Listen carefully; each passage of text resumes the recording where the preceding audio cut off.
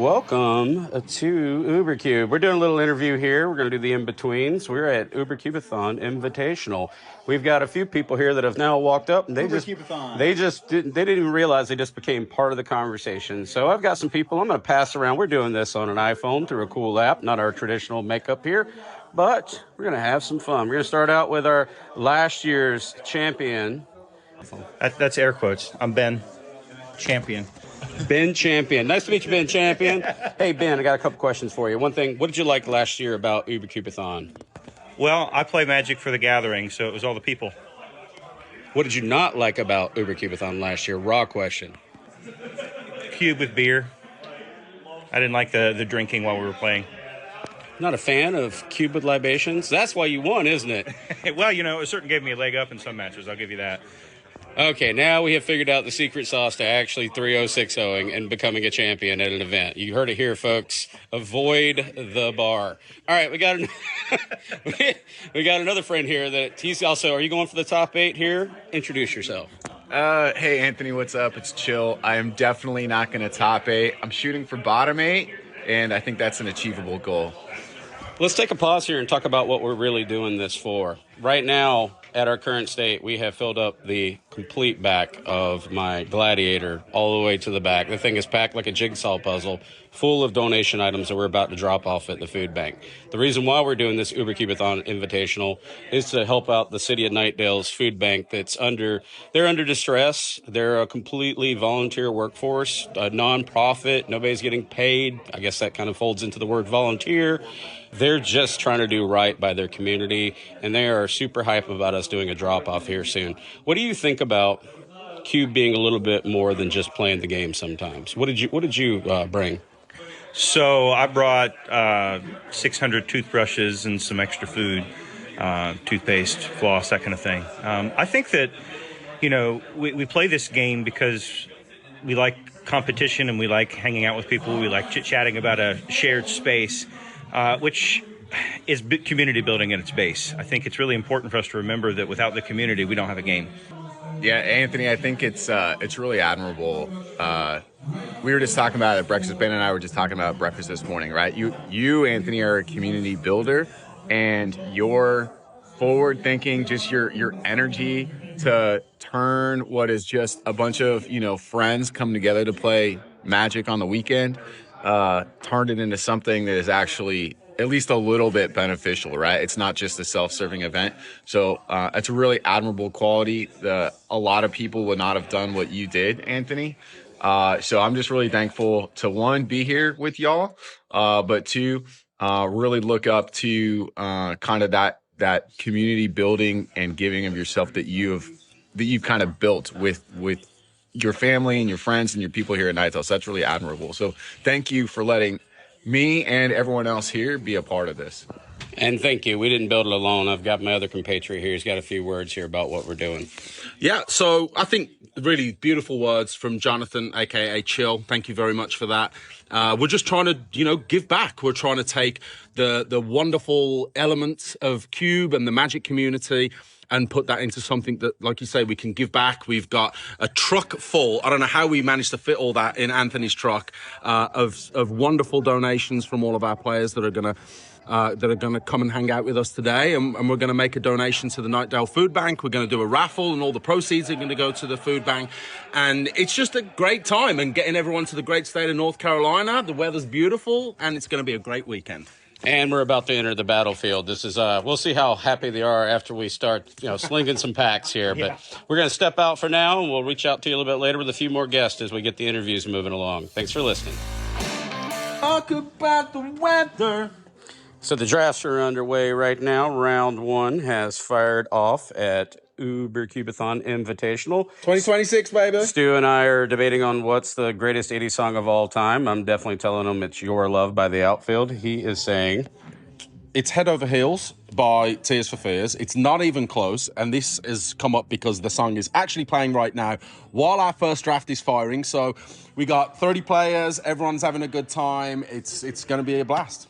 Yeah, we're having a great time. Just seeing kind of the room diversity here. The fact that my pickup truck is completely full of items that I'm dropping off in approximately 35 minutes or so. I'm going to have to drive real slow, by the way. Completely full might be almost underselling it. Just like you've got boxes coming out the top, almost to the roof of the cabin. Like, it's insane. And again, just a huge thank you to all of the people that came out to us, not just for supporting the event, but obviously supporting such a great cause.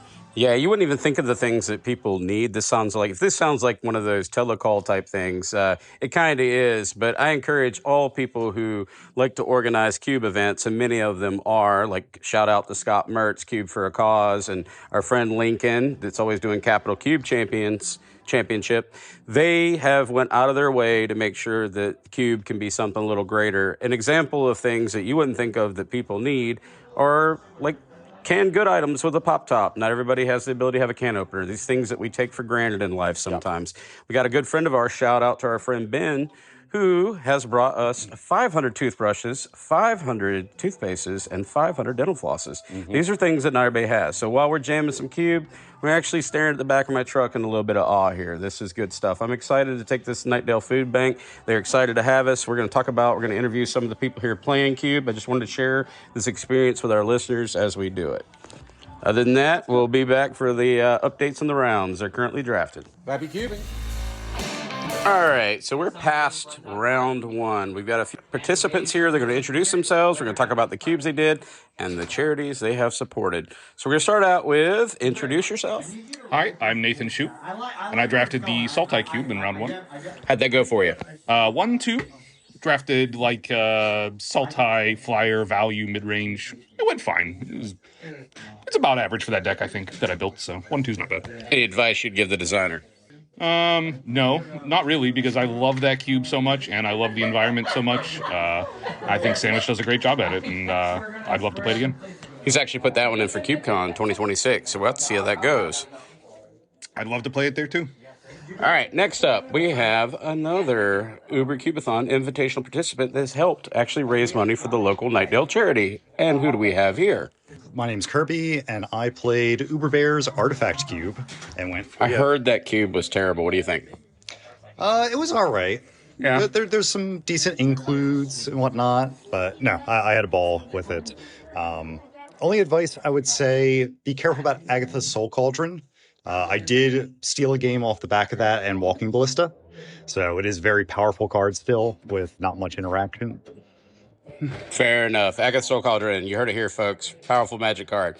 What do we got next? Sure, Brennan Hagen. I drafted Sandwich's Peasant Cube and stunk it up with the 1-2. I had a green-black, not quite food deck, and just value, and kind of got outrun by all the other stuff that was going on in the cube. As far as suggestions go, cut Mother Runes, then put it back in, then cut it again, and then put it back in. I think that's been the trend, and that's what should continue. The card is sweet. You heard it here. Stu and I might have mentioned cut Mother Runes 1,000 times over. So let's go to another follow-up question. We did something a little different here at this Invitational. People got together, we joined for the gathering, and we were raising money for a charity here. How does that feel? What do you think the potential is for Cube to bring a little bit more to the table on that note? I've been glad to see that a lot of Cube events have been partnering with local associations and kind of making that a focus. It's a good thing to be able to do for your local community, and it's nice that is an outlet that has been kind of prioritized. Yeah, the same thing as Brendan said. Like, it's great to both play an awesome event and also be able to help out people in need. Yeah, I think this cube scene is generally a hobby for most people and a good way of life, and as this being a hobby, it's great to be able to use that to help other people instead of just ourselves for once. And final follow-up question, how was the barbecue? Very good. Thank you so much. It was decent. 5 stars. All right, you heard it here, folks. All right, we'll get back to you again. We got some more matches to set up, and we'll talk again soon. So we are back. We are in the midst of round 2 at Ubercubeathon Invitational, and we've got some of our friends that have showed up to participate in this charity event that we're putting together and this impromptu recording that we're doing. But I wanted to share a little bit about our joy of Cube. But we're going to start out with who they are, what Cube they're playing, and how they're kind of, how's the pins are rolling for them today. Let's start out with Carl, hey, I'm Carl from Ravenforge Games. Right now, the pins have fallen where I 3-0'd the first draft of Sandwich's Peasant Cube with a sick Jund, I would say, game objects deck. Had a nice artifact sacrifice sub theme. And then I 2-1 the mono white cube with a Yorian deck where after I got 2 drinks deep, I was like, oh, I don't want to think anymore, so I'm just going to take this Yorian so I have to make less cuts. You've been having that angry orchard cider a little bit, enjoying the festivities. I helped crack one. Yeah, that's okay. You know, you got to let loose a little bit there, Carl. But Carl's a really good Magic player. I want to kind of revisit something you said here for real quick before we talk to Sandwich about the game objects and about how the peasant community has kind of transitioned to the more pieces, which some people, when they hear that, they might, I don't know, they might cringe back a little bit, but I'm referring to like more trinkets, more things, more choices in the game. How does that, from a player perspective, and you're a really good Magic player, how do you feel about that, seeing that in an environment? So I like it for the complexity factor. It definitely means you have a lot of choices to always be making, and basically you always have something to do with your mana, which makes it where you should actually put lands in your deck, which a lot of people just talking around, people are like, 15 lands in the deck. I'm like, statistically, that's incorrect. And if you have ways to actually utilize your mana, it's going to make you realize that you should still just play more lands. I would agree with that. It's more dynamic. One more follow-up for you. It's about the accessibility portion, right? That's always going to be a challenge when we say something like that. So previous peasant environments, like the one that we're going to talk to Sam Mitchell about, it would have been like, I don't want to use the word starter cube. What I mean is like welcoming to a lot of parties. Now the complexity, the more pieces, the more objects. It's not a bad thing. It's not negative, right? But there's more choices. How do you feel like that impacts the overall gameplay while you're at Ubercubeathon Invitational? So I think the complexity is fun to the expense of that. Yeah, it makes it a lot less accessible. The accessibility is something I care about for whenever I'm just trying to teach someone Cube. But for like something that's an invitational where these are people who've played Cube presumably before, is actually fun to have it just be a little bit more complex. Like, for example, I'm going to make a reference to the current draft format is Strixhaven for right now in Magic, and Secrets of Strixhaven is really fun. I think a lot of people are going to enjoy it because it adds a complexity, because people enjoy playing higher powered / more complex formats. It's just been proven that you'll get more attention and stuff if you do that. However, it does mean sometimes games are a bit more swingy, and I think one thing you have to balance as a cube creator is trying to make it where if you miss, say, like a crucial turn 2 or turn 3 play, how can you make it where that's not detrimental? And I would say Sandwich has did a pretty good job, because I was playing so many tap lands that I probably didn't start playing the game until like turn 3 or turn 4 most of the times, and I didn't feel out of the game at all. Well, that's all good points. All right, Savage, a couple of your cubes have gotten played. Have you gotten any critical feedback, right? This is a small subset. To be honest, what we're doing before I pass the phone here, because I'm recording on my phone today, guys, is I am wondering if feedback from a sample of 8 is, what do you take from that, right? Let's pass the phone along. You always take anything with like feedback from a group of 8, you take it with a grain of salt, because you never know whether they had a good time or a bad time, because if they lost games, they might be giving you feedback that might be more negative based on the fact that they were not doing well. Other than the fact it could be poor deck construction for bad feedback. Sometimes we recently had a card recently, our friend Kirby in there, who's playing my Exile File Cubes today. He played a card that at Ravenforge Games, when we played there, I was told was a terrible card. And he's telling me that it is an incredible card.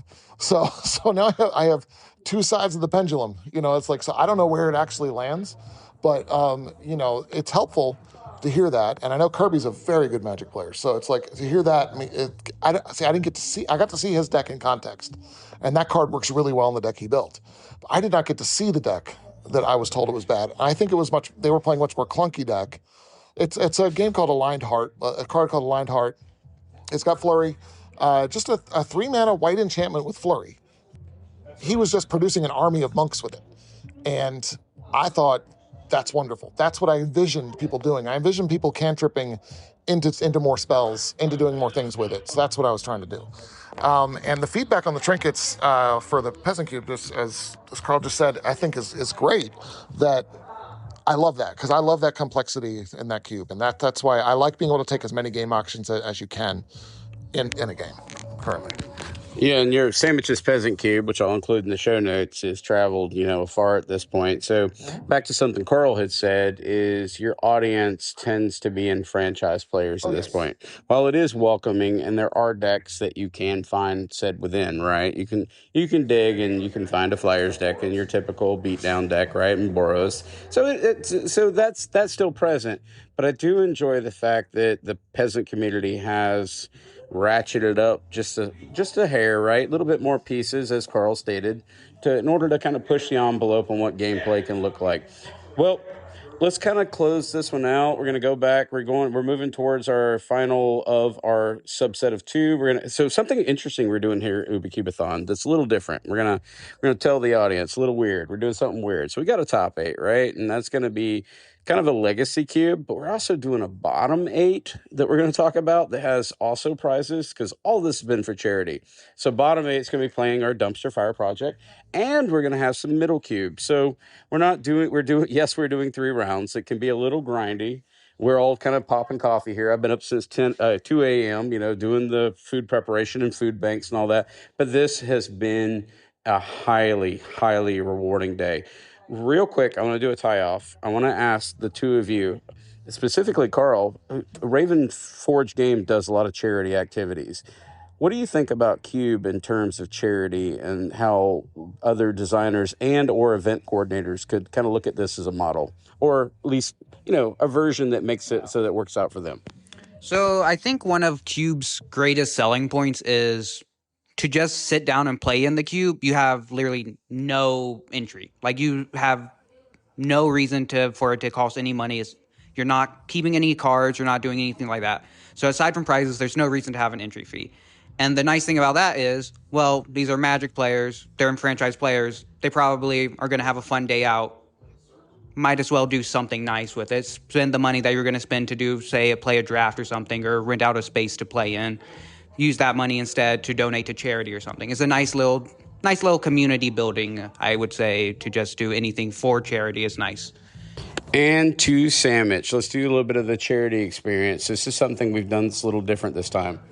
Oh, I think it's absolutely wonderful. I'm really happy to have been able to donate, happy to have been given some money to help out some people in need. As Carl said, the barrier of entry is basically just show up, basically. And that's why this works so great, because they don't have to bring anything.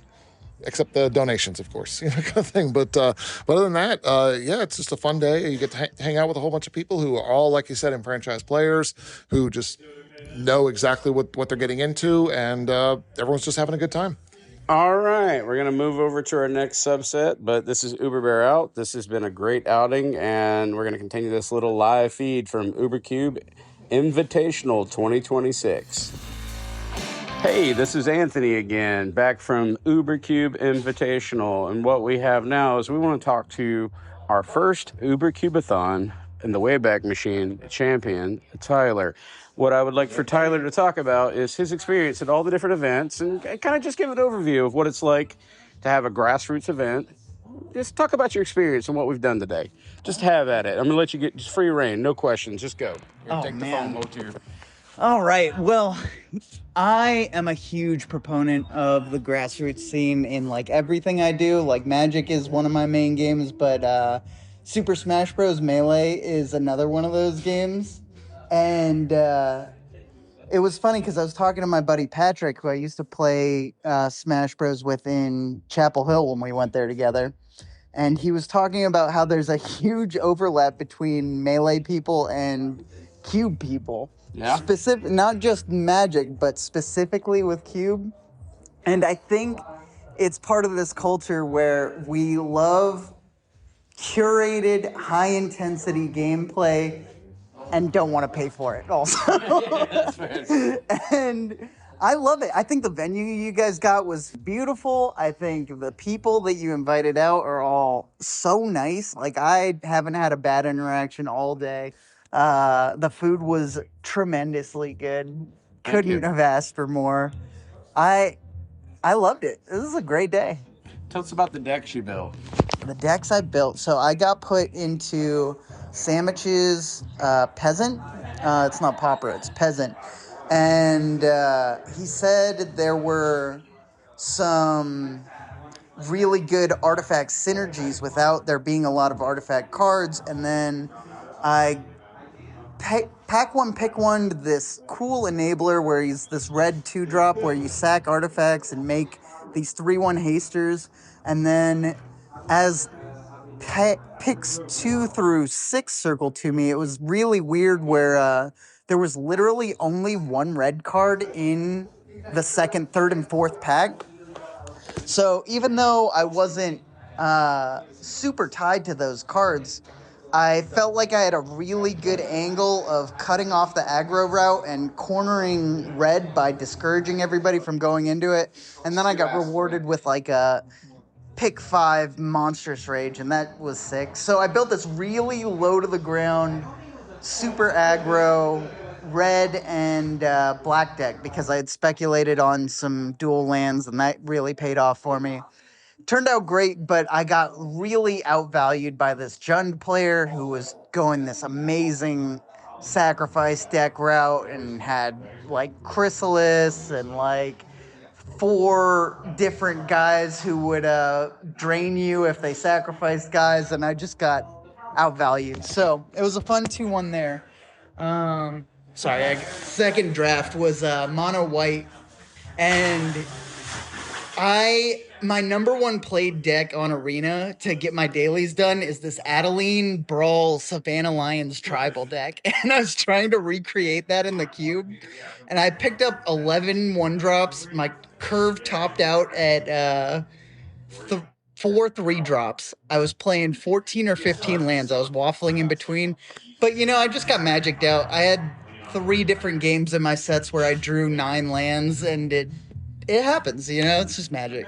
These are the breaks, the diversity of magic sometimes. But you know what? That was a word from our champion, and hopefully it gives a little bit of insight of how players better than me look at cube sometimes from a much broader view than sometimes. But anyways, I appreciate you coming out, and it's really great just to talk to you. You took the first Ubercubeathon, you believed in us, you supported what we're doing, and now you're out here for the Invitational, and we supported the local Nightdale community. I want to actually ask you about that. What do you think Cube can offer from a charity standpoint? That's really, honestly, I had never even thought of these tournaments as fundraiser kind of events, but just seeing the way you guys were able to bring the community together to bring out, like, just even the food donations was such a brilliant idea. It's really cool. I don't know how you guys managed to get the funding for all the prizes and stuff, but I guess we have a benefactor. That's awesome. That shall not be named. Does the raffle return their benefaction back to them, or did they fully donate? Out of the goodness of their heart, just like that's so beautiful. Have you ever wondered why at every Ubercubeathon the prize pool was kind of insane? Yeah. We have a secret benefactor that we shall not name, who we are grateful for. Yeah, bless up to them, whoever they are. Yeah. I appreciate you, and you're doing the community a world of good, because that donation pool looked beautiful. And honestly, I'm at a point where my wallet's kind of hurting, and it felt amazing to get to come out to play in such a huge, incredible event and only have to put in enough food that I could afford to give out too. So, hell yeah. Spoken like a true champion. That's what we do, right? So, yeah, thanks for having us again. Thanks for joining us. And I'll be here for any event you guys do. We will continue to do this. It's a huge We're honor. blessed to have you as a friend. All right, Uber Bear out. All right, good morning, good afternoon. This is Stu from Ubercube. We are here towards the end of day 1 of the Ubercubeathon 2026 event, and I am here. I'm going to just pass it over. Introduce yourself. Hey, my name's Mike. I'm from Charlotte, North Carolina. Great city, beautiful city, banking city of North Carolina. We were kind of here hanging out a little bit and chatting about just Cube and strategy and drafting. Mike, you kind of share, we're kind of kindred in this way. You have mentioned that you kind of avoid a certain drafting strategy and you're kind of go for the fun. Is that right? That's right. When it comes down to draft, it's one of the biggest parts is you can draft to win. That means playing to Storm, playing to Red-White, playing those archetypes that you know are going to win. But necessarily you just sit there and you realize it's either going to win or it's going to lose. There's no in-betweens. There's no extra little parts. There's no little fun mechanics or little fun engines you can put together. Do you feel like, and I will tell you this from my perspective, I don't want to say that it necessarily takes away from the draft a little bit because I do like to try and win, but there's rarely much on the table, right? There's not a whole lot that I'm drafting or playing for. We're playing for a bit of pride on a Thursday night or a Tuesday night or whatever. But now you're at an event, right? Now there's prizes on the table. Now there's a reason for you to want to kind of maximize your win rate. How do you go from having that mindset of I want to draft for fun, I want to play for fun, to kind of shifting towards, now I got to play a bit competitively? So what it comes down to is analyzing your first picks, your early picks, to the cards that you normally wouldn't take. For example, my pack 1 pick 1, I was looking at Tolarian Academy, amazing card. It's always a blast to play with. It sometimes can really stall out and whiff. And then the flip side, the card I took was Gut. Now, Gut is not necessarily a fun card to play with. It usually just hits the table, you hit your opponent, and then you basically just win if they don't deal with it. So, tell me if you agree with this. This was the term that I came up with. Gut is a 3-0 card. Tolarian Academy is a 2-1 card. Do you think that? Do you agree with that as an assessment? Because I will say when I kind of force like the artifacts or archetypes that are adjacent to that, that's usually how I end up going. Is something like a 2-1. If I get a bad beat, maybe I'm going 1-2, but typically 2-1 is where I'm kind of at, right? Gut, I'm typically at 3-0. I might have 2-1 if I kind of hit a bit of a bad patch, but do you agree? Kind of tell me how you feel about that assessment. I'd agree with that assessment because in those scenarios, you're looking at cards with the highest maximum win rates at any given possible state of the game, where there's going to be those points where you draw Tolarian Academy and it literally just says, oh, I come into play and I don't do anything. Any point in the game, if you play Gut and you have a creature in play and you can attack, you just get a 4-1 skeleton immediately attacking. It has immediate impact, immediate resolution, but it's not necessarily going to be that card that does it like that. I would say another good example of one of those 3-0 cards that is not necessarily fun to play, but has that high impact is just going to be something simple as Ocelot Pride. Right. Ocelot Pride's one of those cards, it's like, what does it do? Oh, it attacks. What else does it do? It attacks. But it wins games. Exactly. That's the main point you take it.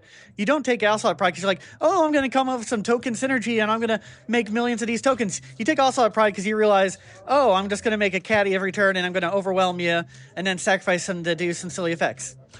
So take that sort of philosophy, right? So we've talked about this. I've talked about this at length ad nauseum on my podcast, where not that I tend to tell people that I don't want to promote those aggro, aggressive, 1 and 2, turn them sideways kind of strategies, but I at least want there to be a reason why you play that over, something that has got more of an engine kind of, okay, do this with 2 or 3 cards and you're going to build an advantage that is going to outrace those aggro strategies.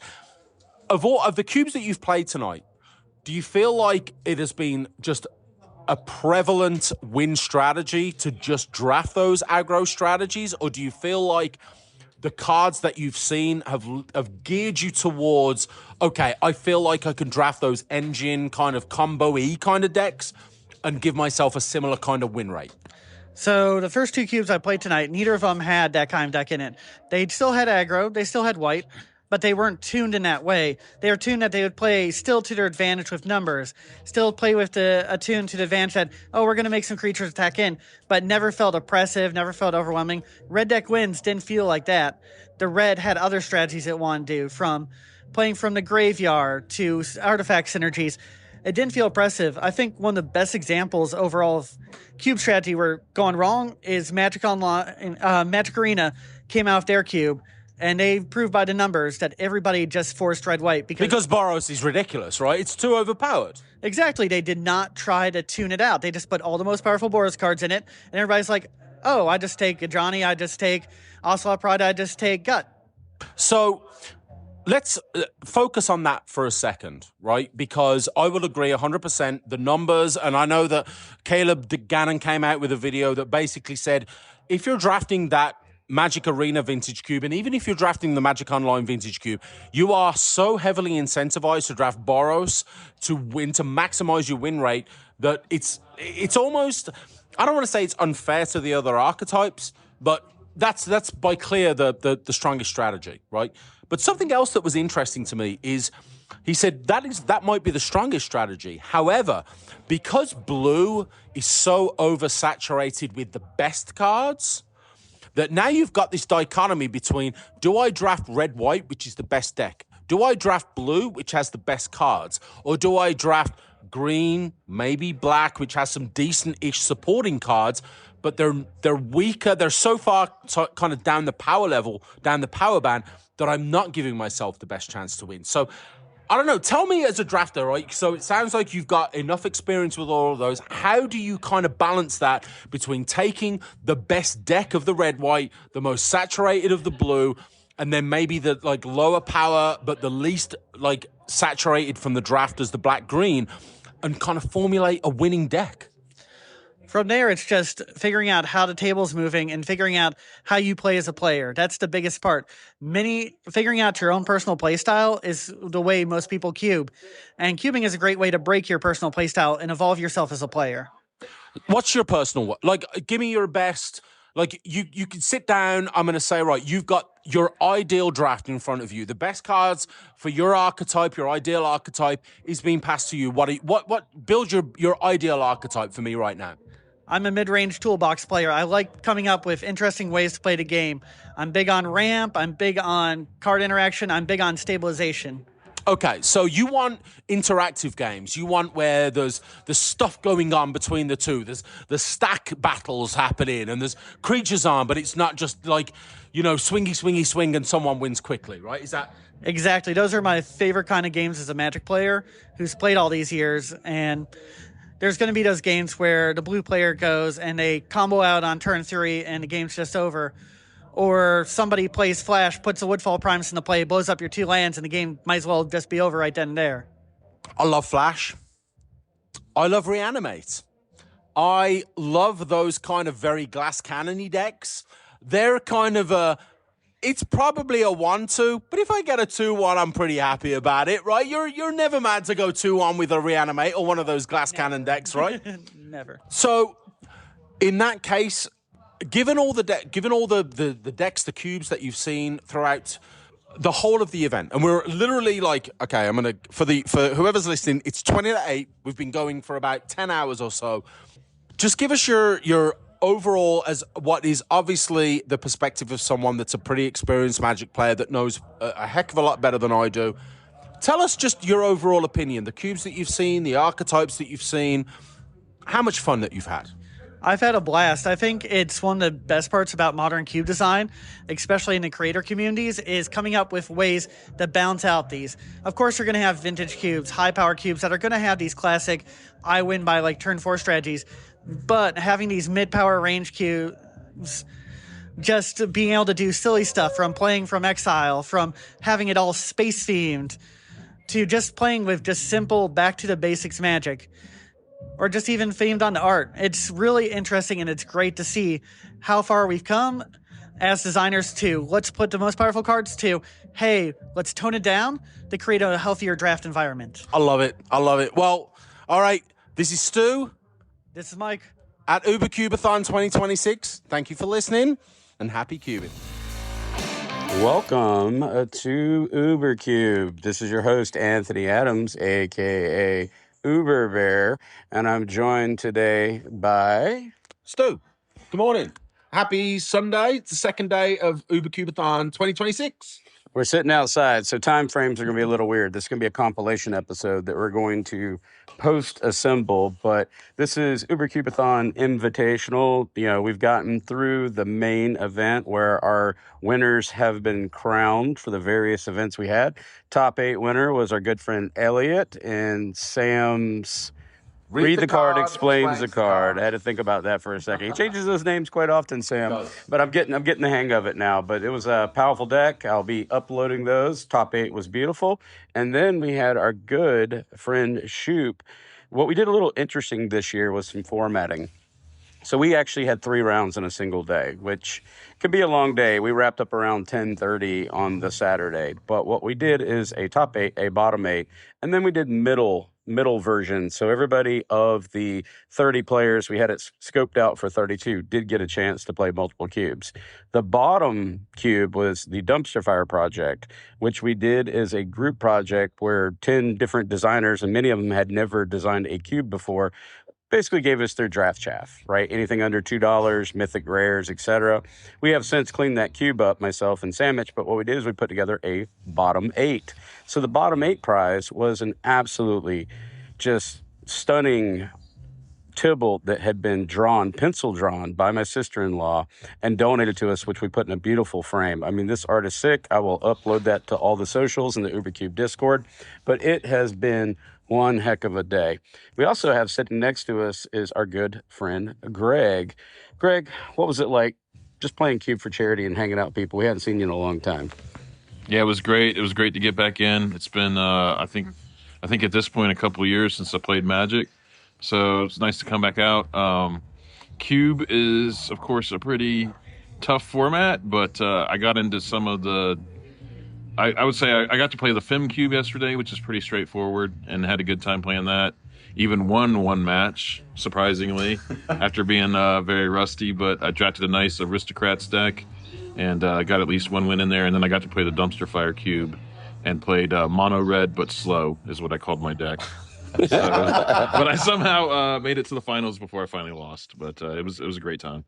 Yeah, we wanted to do a little intro here. We're going to be doing some various, timestamps throughout this event. And it'll be my onus to reorganize this in something that makes practical sense on chronological order. But I'll be working on that. But we just kind of wanted to.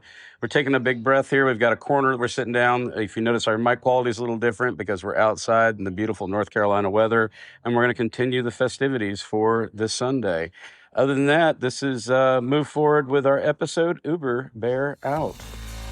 Hey, it's Anthony again. I'm sitting here with May on the front porch. It is Sunday of Ubercubeathon Invitational weekend. We're sitting here relaxing, and I just wanted to ask May to kind of get some highlights from the weekend and about the overall experience and how Cube has kind of intertwined itself into charity for this event. I feel like that a lot of the highlights for this weekend was definitely the raffle. I feel like a lot of people were really excited for that.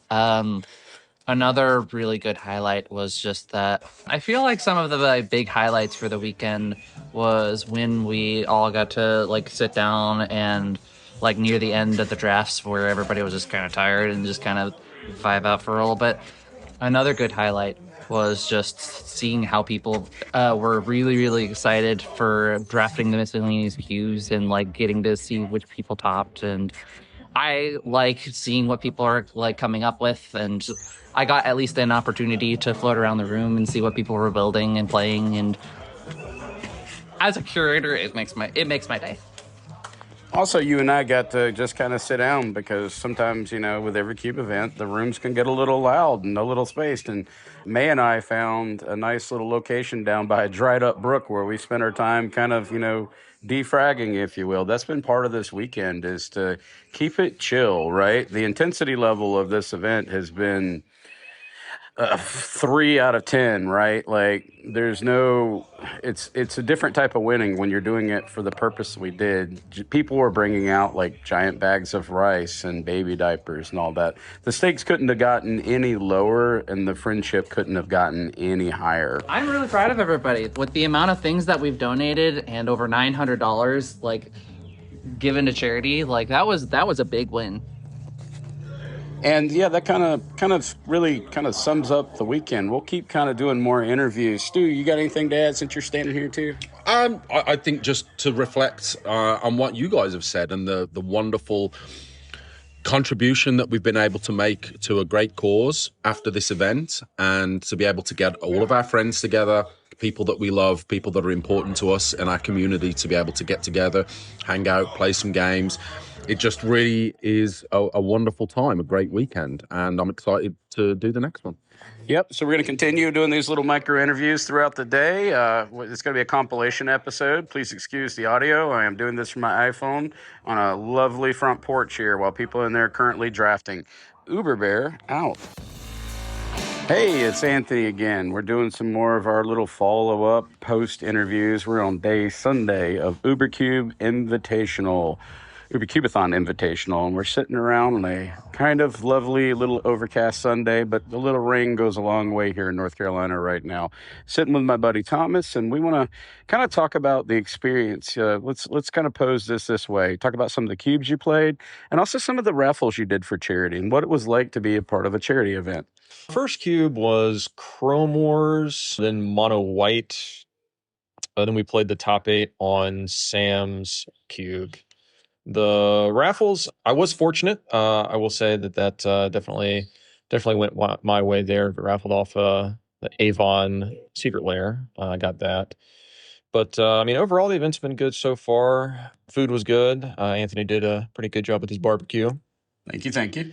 And yeah, I mean, overall, it's been a nice, more intimate event than last year at the Ubercube. I definitely kind of prefer the smaller sizing.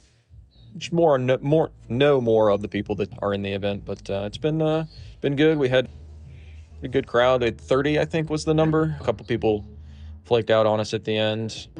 Overall, good event. Happy to be here.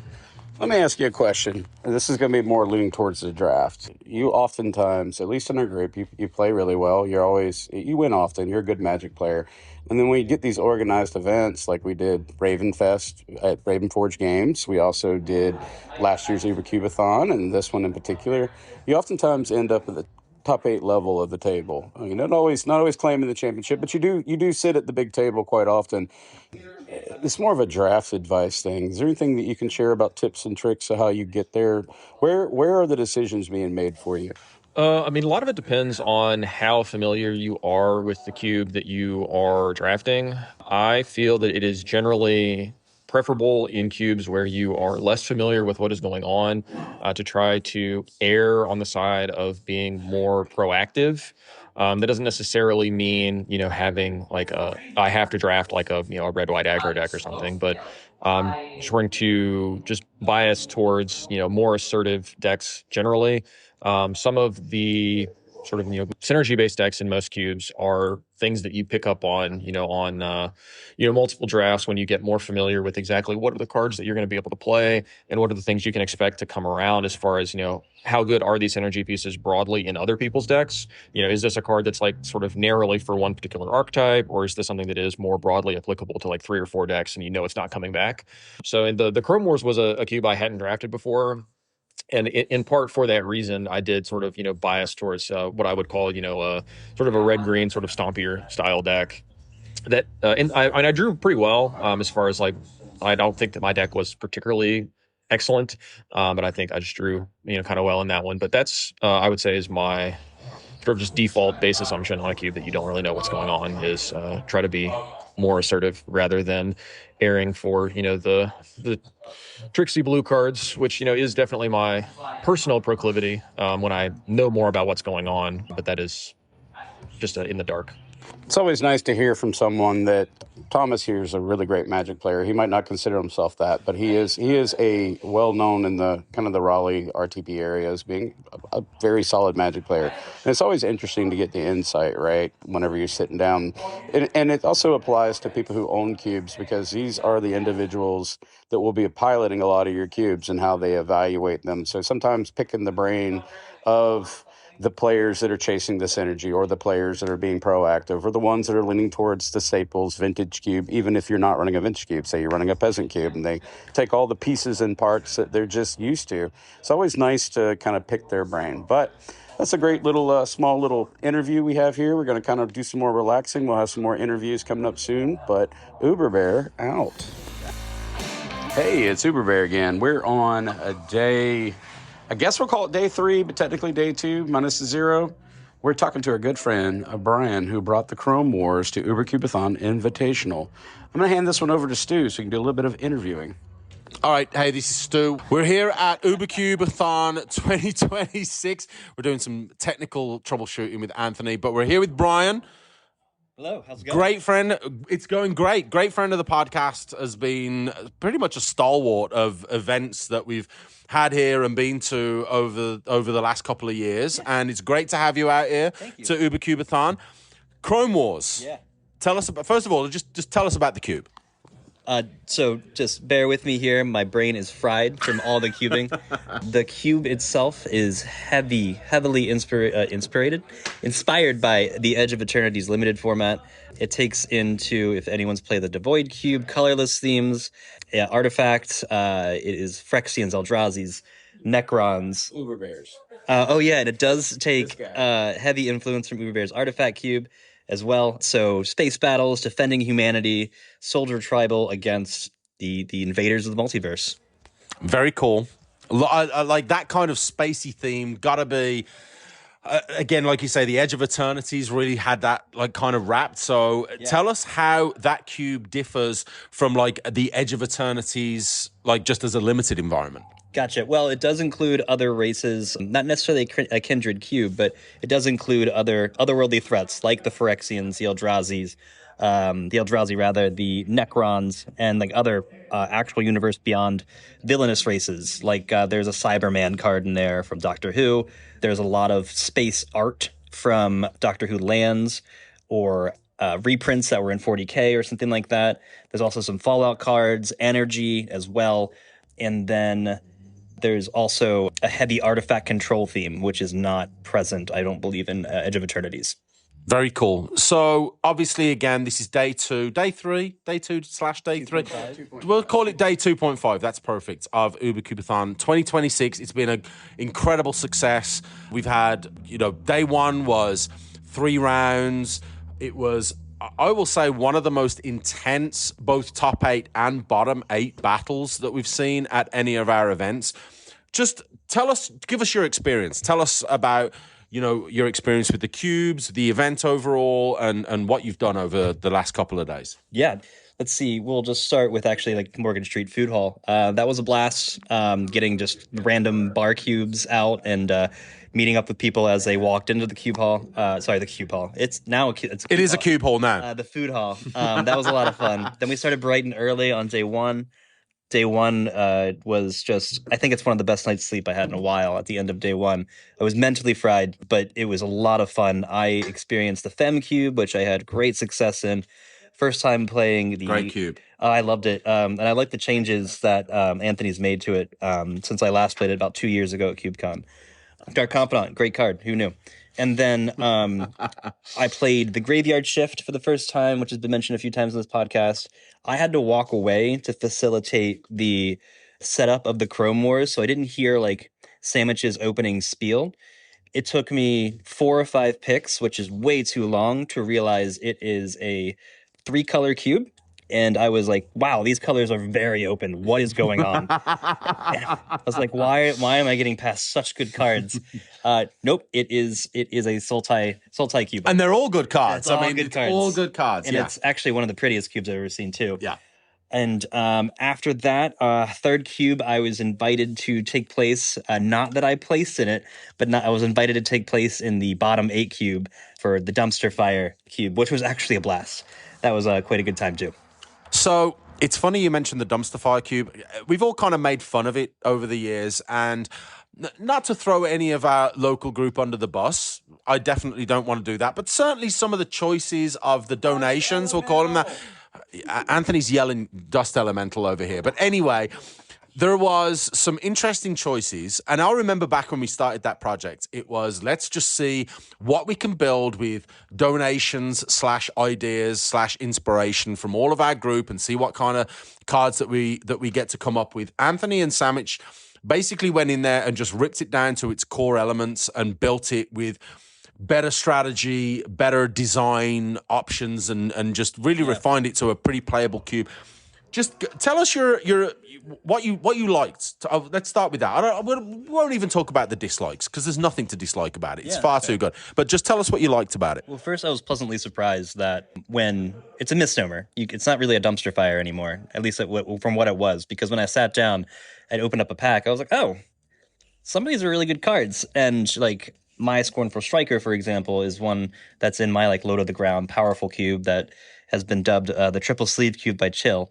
I think I pack 2, pick one that card. It's an incredibly good card, and there are a bunch of other good cards in there as well. So maybe I'm not. There's no support behind this from anyone. Maybe it's worth a name change or a name revisit because it's definitely not a dumpster fire. That was pleasantly surprising. That's very cool. I actually have a question for Stu real quick. What does it feel like to know that Christian and I are continuing to be the 2026 two-headed giant cube champions, undefeated? How do you feel? Tell us about the fight. Overall, I think, there's a lot of real importance on the not the dumpster fire, because that would be too nice for Anthony. I'm sorry, on the two-headed giant cube. And ultimately, when you cheat in life, sometimes you get an unfair advantage. And what happened, and why I didn't have a great experience with it this time, is because Anthony's partner Christian cheated. He stole one of my cards. And that, whether or not that was after the fact that we played you guys, really doesn't matter. But the element and the essence of cheating, the mindset was there before we even started. So we're not going to count today's result. It was just an anomaly. Unilaterally. Yeah, completely. But there'll be a future time where we will get that dumpster fire, not the dumpster fire, the two-headed giant cube, and we'll play it. You heard it here, folks. Undefeated 2026. Cheater! All right, Uber Bear out. Hey, it's Anthony from Ubercube again. We are at the end of our time with Ubercubeathon Invitational. Most people have departed at this point. People have to get flights and all the things that people do. And we are wrapping up, currently cleaning up the space that we're playing at. And we've got a few little, a few people that are hanging out. And we're going to do kind of a post-mortem of the event. We're going to start out with a friend that hasn't talked on the show for quite some time. And he has some words of wisdom that I feel like is worth sharing. Thanks, Anthony. I'm Jason Brinkley. I am a professional statistician, and the Ubercube team asks me a lot, hey, why don't you do your advanced data and statistics on Magic? And I like to tell them that I like the fun part of Magic, and that I think that there are a certain type of player who really obsesses with the game. And I think there is a lot in common with what I do professionally as a statistician and data scientist versus, people that play Magic, right? There is a lot of data. There's a lot of information processing. There's a lot of studying required. And what I find is that there's a lot of Magic players that are very similar to what I see in like statisticians and data scientists, in that they work a lot, they do a lot of stuff, they study the game, they study the stuff, and they think that they're the best there is at what they do. They take that Wolverine line from Marvel Comics, like, I'm the best there is at what I do, and what I do is not nice. I find a lot of Magic players that because they spend a lot of time studying the game, they feel, or playing the game, they feel like they have this, they're the best they are at what they do. And I think Cube enhances that to the extent that it's a curated special experience. So if you study the lines in a cube, you can be much better at it, and you get to that level of sophistication. But the problem there is that when you bring the mindset of I'm the best there is at this, or I am amazing at this, you really miss out. So professionally, the mindset that I've adopted, and the mindset that I think is best for people in my discipline, is a learning mindset, is like a crafter's mindset. It is, I might have been doing this for years. I might have studied a lot of things, but there's so many new things to learn and open up, and I always want to get better at my craft. And whether that's craft is statistics, data analysis, all that stuff, or Magic the Gathering and playing and designing and working around, curiosity is what sales, right? Curiosity is who I want to play against. I want to play curious players. I don't want to play critical players. I don't want to play people who are going to critique everything that I'm doing. I want people that will say, that was amazing, that was interesting, I might have would have done that, like during or after. And I think that we have too many people that have the wrong mindset here. You had mentioned something that piqued my interest while we were just chatting here on the front porch at a wrap-up at Ubercubeathon Invitational. I'm sitting here with May. We're sitting in some wonderful rocking chairs, just kind of doing a chill down.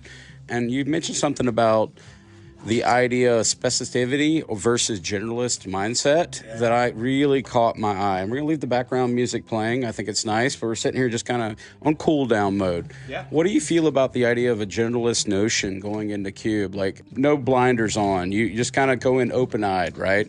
Yeah. That's it right there. I think that's the thing. I think in my discipline, I work with a lot of people who are specialists. The same as with medicine. I have a lot in common with medical doctors. There are generalists who treat a little bit of everybody, and they're specialists like a surgeon or a cancer doctor or a cardiovascular doctor or whatever. And I think with Magic, you find the same thing. You find that there are specialists and generalists, in a lot of this. And I think that a lot of people spend a lot of time doing specialist stuff. And then when you come to an event like Ubercube, like this event that we just got done doing, I have to have a generalist mindset because I have no idea what's in these cubes or what we're doing with stuff. So I have to just kind of take a general approach for how to approach general Magic play, and it's really those things, because if you're always telling me, don't play Cube like Commander. That you tell me that all the time. When I sit down and I start to misplay something and you're like, Jason, you're playing Cube like Commander. And Cube is not draft. It's not Friday Night Magic draft with packs of stuff where you get multiples of stuff. It's not the same thing. You play a bunch of Cube all the time. Does it make you a better generalist or a better specialist? Let me ask you. I think it makes you a better generalist. It makes you better well-equipped in order to navigate a diverse variety of cubes. We interviewed our friend Thomas earlier, and he was talking about like his overarching gameplay is to be proactive in an unknown environment. He chooses cards that have a function of proactivity in order to be interactive. It doesn't matter whether or not you know the environment or not. You pick it's whether or not you know the synergies or whether or not you know the themes or whether or not that's all kind of deep knowledge. Like that requires like a long-term meta-based learning knowledge, right? Opposed to like an environment like this where you're one time sitting at a cube, you've never played it before. In this case, we had like the Chrome Wars, we had Uberbear's Artifact Cube, we had the Fem Cube, we had the Fae Cube, we had Dragons of Winter's Night, we had the Exile Files. We had a wide array of cubes that have very unique play styles. But what I did like about what Thomas said was when you're drafting, choose the cards that's not necessarily in a lane that is built around the idea of I know what this cube is doing, like the core function of the cube, whether or not it's tracing down the idea of dimensions of or an array of ideas within the idea of building like a synergy, but rather pick the cards that are proactive. So he'll pick something that is low to the ground, which might sometimes be seen as a cube staple, but it's a well-known card in order to be interactive first, right?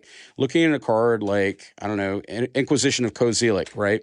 You can look at that card and it changes the context across the array of cubes on how impactful that card is. We can all understand that, but we do know that that card, at the very least, the floor of that allows you to see the opponent's hand at the floor of that. And that's what he was saying is a little bit of wisdom for a person that sits at the top table quite often in events. So card quality, sure, but the idea is to be proactive. And I thought that was an interesting insight we got from our drafters that do this on the regular, right? Do you think how do you think Magic players self-select themselves? Like, I would consider myself a generalist as well, but it's only because I'll play any version of Magic that people want to sit down and play. I'll play Jumpstart, I'll play 60 card, I'll play Commander, I'll play one round of CEDH till I die on turn one. I'll play Cube. Like, do you think that there are Magic players who are specialists? Oh, absolutely. And think of themselves as generalists? Or is that the most of them? So I would think like a great example of that is like people who specialize in just vintage cube, right? Where there is a big difference between vintage cube and like your random Joe Smo local cube, right? It's not to say that people who are good at vintage cube aren't good at Magic. A lot of cube lets you show off a lot of your skills, talents, and knowledge in Magic the Gathering in a way that other formats don't let you fully flex. But on the other part of that, the people who specialize in just vintage cube have a lot more advanced understanding about the environment, the archetypes, the cards that you have access to, what they're likely to be playing against, et cetera, et cetera. They have very specialized knowledge of that specific cube. But as soon as you take them and put them into a different cube, you're going to watch how quickly they turn to complaining about, yes, I want to just see good cards. I'm expecting these other things because they're not really picking up the environment, right? And that's where the generalist part comes from, because a lot of the generalist cubers come from you playing lots of specialized environments. So while I think that there are specialized Magic players, I think a lot of their specialized skills tend to be laser focused into the particular categories that they're playing, like pro players who focus on like standard sets compared to modern sets, or people who are just generically pro players tend to have skills across the board. Then you can say that they are like a generalist pro player. There is a difference in people because it's just how people work. And it's not to say that it's a good or bad thing. It's just to say that, like, just like with people, cubes also can be very generalist or specialist. Yeah. But what was interesting here, and this particular showcase we did with this, we had 8 cubes featured. Then we did some post-mortem type cubes.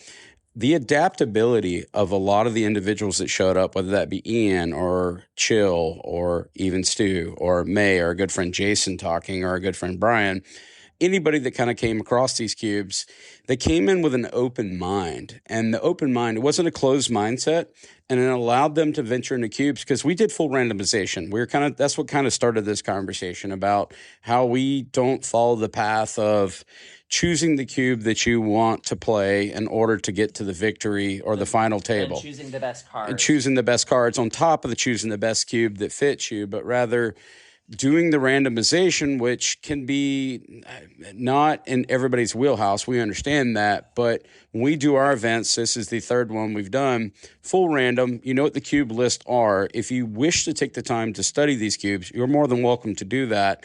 But it's on the fly, on your feet, get in there and draft. Going back to, again, to what our good friend Thomas had said at the beginning of the episode.